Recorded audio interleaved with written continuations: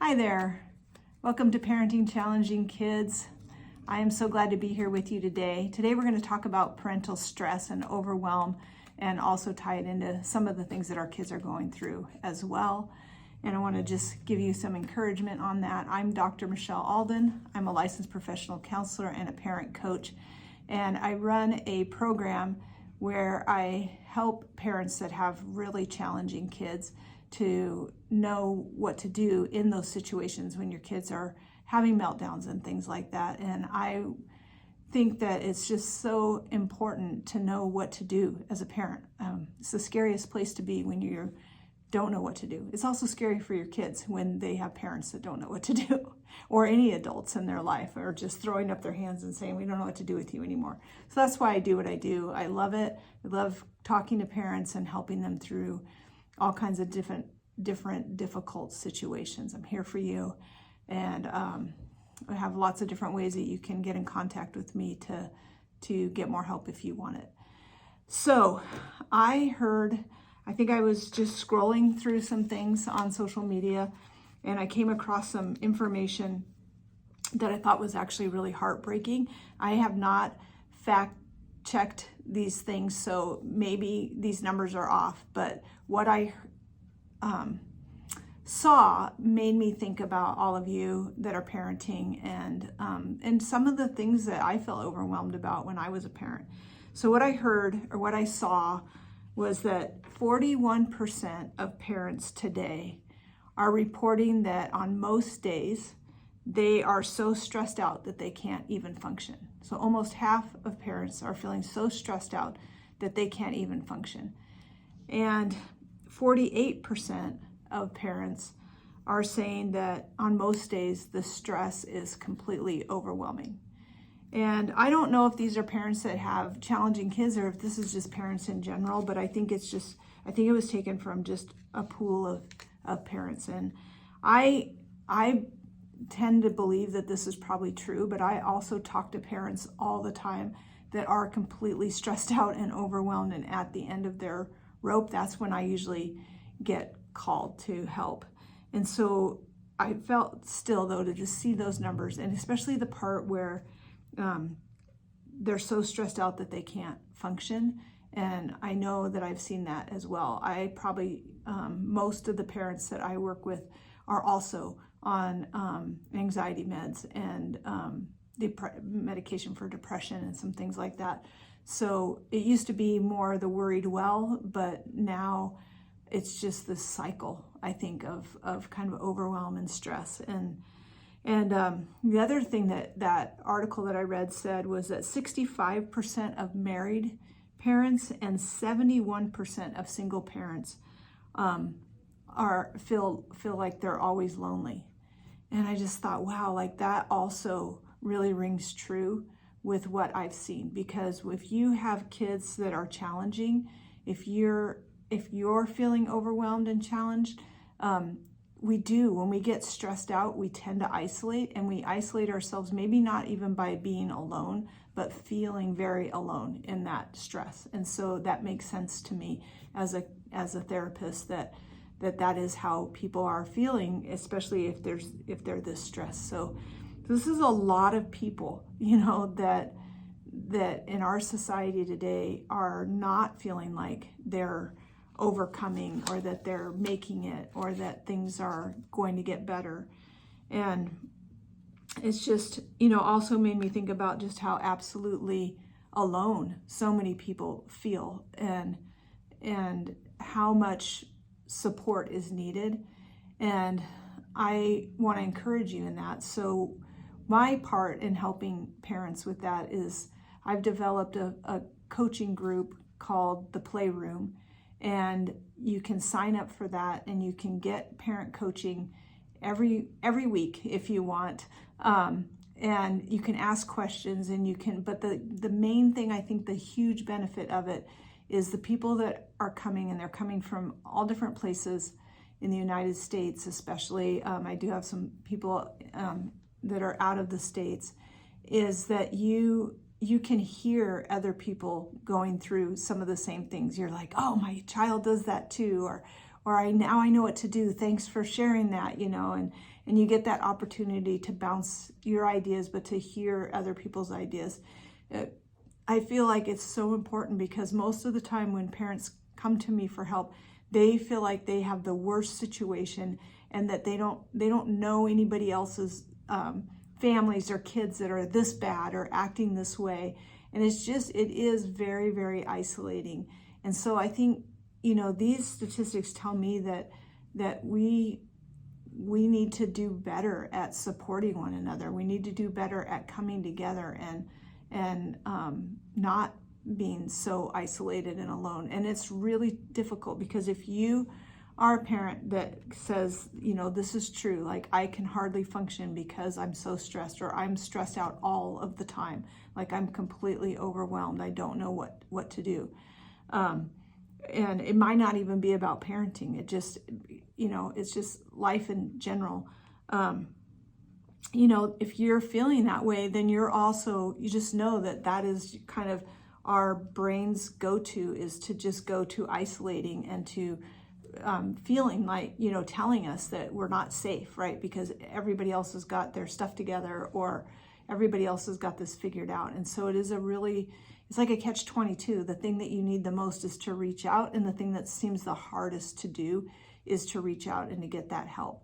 But I just want to encourage you to get that help. And I really think that counseling is like super important and that you need counselors. But I think that if this is in particular around your family and your family situations, like, yes, keep your individual counseling, but look for some support for you as a parent where you can not just vent, but really feel like you can get some answers and that other people are going through this. And let me tell you, the statistics of the number of kids that have either, have diagnosis because of trauma that they've been through, or the way their brain is wired, neurodivergent kids, and the diagnosis may, in your mind just be ADHD. Oh, it's not as bad as, this or that.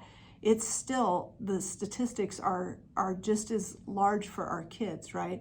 So what we're hearing is that one out of every 7 kids has a diagnosis, a major diagnosis, before the age of 12. And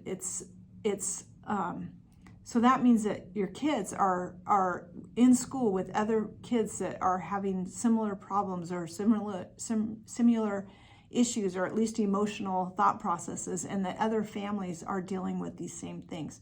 And the schools are dealing with it, and they're trying to figure out how to handle that and how to deal with that. And so I just want to encourage you in that you aren't alone, and that there are other people that are struggling, that parenting today, it looks different than it looked maybe for sure for your parents, right? But it looks different even than it looked maybe 10 years ago. And so maybe even with your first kids versus what your younger kids are going through now, or maybe what your older siblings' kids compared to your kids, like it looks different, and you're going to need some different tools. And this is the other thing that I just want to encourage you in, is that there are answers and there is help. And it doesn't mean that your kid is the struggles that you're having right now. I just want to encourage you that you probably think that these struggles that you have right now, you can't see any end to at all.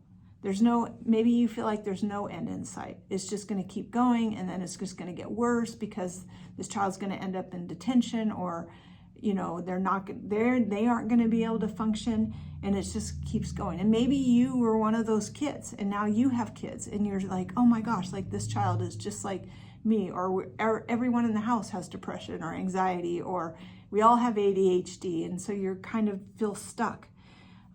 But this is my take on it, is that we actually, as humans, we can overcome and we can face challenges, and we can get through hard things. And I think that is a message that we don't hear a lot right now in our society.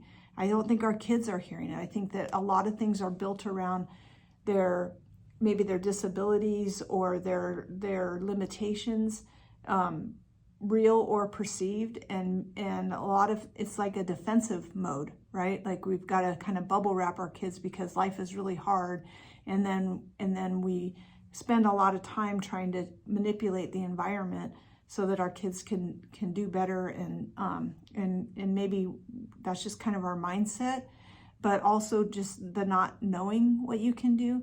I was working with a family, and I was talking to them about, their daughter was having some really big emotions, and when she felt that way, when she got overwhelmed and felt stressed and was disappointed because she didn't get the answer that she wanted to have.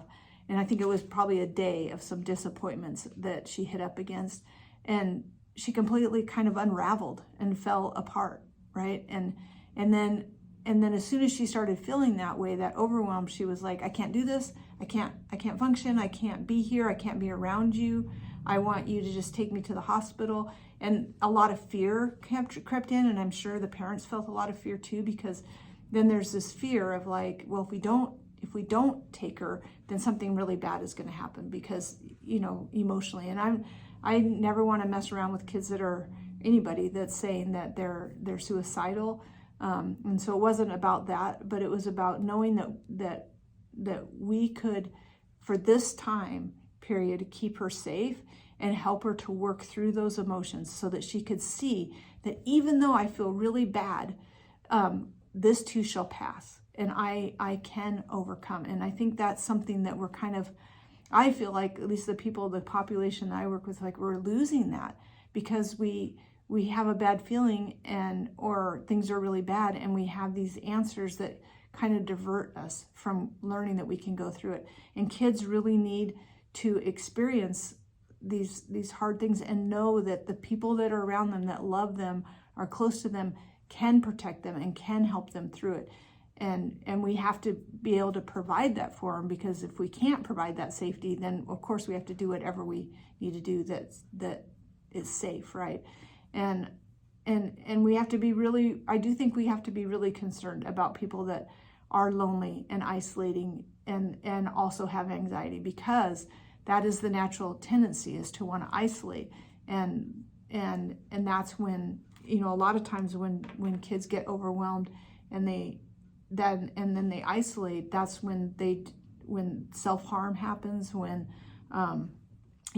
suicide attempts happen, because we're not aware, right? Because we thought they were handling it and they were dealing with it. But I think that helping them to see, like, we're going to get through this, and it's going to be really hard. It's okay if you need to cry, you're upset, you're stomping around, you're disappointed, you're not getting the answers you want, but I'm right here. I'm not leaving. I'm going to stay right here with you and ride it out with you. And then if you start to feel like, okay, we've gotten past it, but I'm still not sure this child is safe, then you can make decisions, on what you need to do to provide that level of safety that they need. So I'm not taking it lightly what they're saying, but I just see this trend with kids, especially as they start to hit puberty. It's like, and even younger now, like we're seeing a lot of kids even younger. It's like as soon as they feel bad, or they feel overwhelmed, or they're stressed, or like I said, disappointed or embarrassed, it's like it goes to this extreme place where now they don't know how to cope, and they don't know how to struggle with that. And that's what I love to do in helping parents, is to know, to have the tools to be able to help their kids to do that, so that when you go through hard things, whether it's a loss in the family, or a loss of a friend, or a breakup, or these hard things that our kids have had, these experiences of like, that was really hard, but I knew I could count on this person, or I could talk to this person, or I could get through it, right? And that's what makes it so dangerous with kids, when they are feeling this way that these parents are saying, right? This is what's so heartbreaking about it, is that kids don't have the experience of knowing that they can get through hard things, and they can get through difficult things, and that this, like little orphan Annie used to sing, the sun will come out tomorrow. They don't know that. But what I'm seeing is that we have parents now that also don't know that. They don't know how they can get through hard things. They feel like they're barely functioning, and that's really sad, because we have to be able to know what to do. It's our brain that's telling us that we're overwhelmed, or that we can't function, or that we can't do this, and it's doing it to try to keep us safe, right? Like we can't do that. You know, you're not going to be safe if you do that. But we have to change that thought process, and we have to build that confidence in ourselves and in our kids that yes, we can. This is really hard. This is really, really hard stuff. And it feels like it's forever, but it's not. And we're going to get through it, and we can get through it. And I think it's just so critical. And my last bit of encouragement is if you are in this major struggle, maybe you're not struggling with your own mental health issues, you know, like this article is talking about, but maybe you're in this struggle with your kids and you really feel like this is what it's going to be like forever. I want you to think about your life because your kids are going to get older. Like, that is one guarantee, that every year they're getting older, that mentally and emotionally it may not feel like it, but they are getting older. And so things can start to be put in place of what that transition is going to look like, right? And we still have to keep the end in mind of where we're going, not the fear of like, oh, I'm afraid if this doesn't work or that doesn't work, they're going to end up, you know, on this really bad path. It's like, no, like as parents, we get to help to create this path. They may choose which way they're going to go later, but we get to have a big say about what that path is going to look like right now and how to get them on the best path possible for the future. So if you're feeling like I'm in this struggle and it's never going to end, just ask yourself this question. I like to ask parents this question, like when your kids when the last ones are 18, 19 years old, what will your life be like? You know, and this has been an especially great question for parents that have a lot of children and they're in the thick of it. You know, I work with a lot of families where, you know, they'll have like five boys and all of them have ADHD, or 3 of the 5 have autism. You know, just a lot that they're struggling with, right? The parents are learning and struggling to get through, and this struggle just seems like, no, it's just going to be like this forever. It's already been 12 years of this where they have these meltdowns and they're screaming and there's holes in the wall and all of this stuff, but you also, your life is not just happening to you. Like, you get to have a say in that, and your brain wants you to believe that the only thing you can do is just protect yourself somehow by isolating and kind of succumbing to the overwhelmed of it, but encourage yourself through knowing that, okay, you know, it's not perfect right now. It's not going to ever be perfect. There are things I can do now, and there's some things I can do as the kids get older, but there's also this my responsibility in raising these children and getting them on a good path is also going to come to a place where then I will get to make some choices that aren't just geared around parenting these very challenging kids. And it gets your brain kind of out of that mode of feeling like it's stuck. Because if you're feeling like, if your brain's telling you it's too chaotic, it's overwhelming, it's all of these things, you need some tools to know how to overcome that thought process and to be able to not just think positive thoughts. I'm not big on, just think something positive, but there's some actual thought process that you may need some help with a coach to go through so that you can show up the way you want to show up for your family and your kids, but also so that you can show up the way you need to show up for yourself. And it is possible to make those changes. Here's some things you can do right away. You can like and subscribe to this video channel, and you can look back through. I have hundreds of videos, all different kinds of situations and questions that parents have asked. And so that's one thing that you can do. I have a book called Parenting Emotionally Distressed Kids. You can pick that book up at Amazon, Dr. Michelle Alden, and you can get some help right there that will help you to start using some of the tools. It may give you the hope that you need to be like, oh, there are things I can do. And that really encourages me, because that's what I want you to feel. I want you to feel confident and be encouraged as a parent. And lastly, really consider looking at our website, parentingchallengingkids.com, and joining the playroom so that you can get that support. If you're one of these people, if you're one of the 41% of parents that report that most days they're so stressed that they can't function, or you're part of the 48%, that feels like stress is completely overwhelming all the time. Or if you're one of the 65% or 71% that just feel lonely and like you're the only ones doing it. I especially feel compassion too for grandparents that are raising kids. It can be really lonely because now you're not even in the age group, of people that are raising their children, and that can feel really isolating at a time when you did not think this is what you're going to be doing with your life. So feel free to leave comments, ask questions, and subscribe and like our channel, and keep coming back for more.